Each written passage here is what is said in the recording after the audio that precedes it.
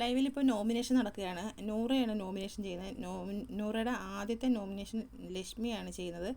ലക്ഷ്മി ഈ ആഴ്ചത്തെ കിച്ചൺ ക്യാപ്റ്റനായിരിക്കയിലെ ഫുഡുകളെല്ലാം തുറന്നു വെച്ചിരുന്നെന്നും അത് ലക്ഷ്മിയുടെ ഉത്തരവാദിത്തമാണ് അത് മൂടി വെക്കേണ്ടതെന്നും അത് ലക്ഷ്മീൻ്റെ കടമയായിരുന്നെന്നാണ് എനിക്ക് തോന്നുന്നത് എന്നും അത് ചെയ്തിട്ടില്ല. ലക്ഷ്മി ഒരു ക്യാപ്റ്റൻ ആയ സ്ഥിതിക്ക് റെസ്പോൺസിബിലിറ്റി ഏറ്റെടുക്കണമെന്നും പിന്നെന്താണെന്ന് വെച്ചാൽ ഈ ആഴ്ച ഫുഡ് ഭയങ്കരമായിട്ട് ലേറ്റായിട്ടാണ് നമുക്ക് കിട്ടിയിരിക്കുന്നതെന്നാണ് നൂറ പറയുന്നത്. ഞാൻ തന്നെ പല പ്രാവശ്യം പറഞ്ഞു എനിക്ക് വിശക്കുന്നതെന്ന്. അങ്ങനെ ഒരു ഇതും ഉണ്ടായിട്ടുണ്ട്. ഈ ഒരു കാര്യങ്ങളൊക്കെ കൊണ്ട് ഞാൻ ലക്ഷ്മിയെ നോമിനേറ്റ് ചെയ്യുന്നത്.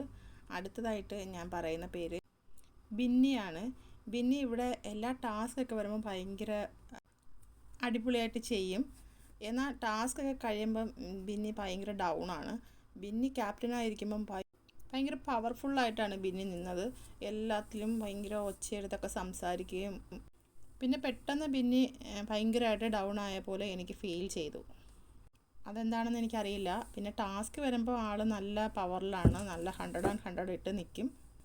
അത് കഴിഞ്ഞാൽ ഒന്നിലും ഒരു ഉഷാറില്ലാത്ത പോലെ എനിക്ക് ഫീൽ ചെയ്തിട്ടുണ്ട്.